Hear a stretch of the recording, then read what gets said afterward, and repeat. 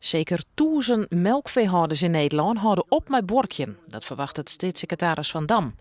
De boeren maken gebruik van de nieuwe regeling die juist door de Europese Commissie goedkeurd is. Een van de Friese boeren die ermee ophoudt is Haaien de Boer van Waskamar.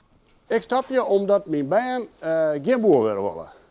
Toekomstperspectief voor de Lietse bedrijven is er eigenlijk net. Hey, ik heb maar 60 kei en mij bijbehorend jongvee.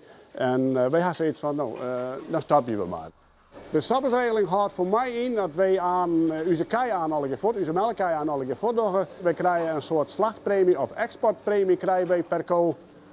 Een vergoeding zichtbaar en we krijgen nog een vergoeding van de Rabobank als een voorschot op het fosfaatrecht. En blijkt nou in 2018 of we de rechten dan nog verkeepje maaien en we baren meer, nou ja, dan dat extra geld dat is dan voor u. Vanaf 20 februari mij dus inschrijven bij RVO en daarna kent het heel snel in, maar dat ik hij voor ben. Ja.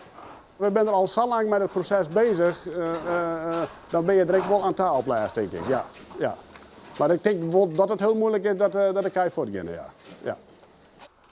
Ik weet er net wat ik aan doen.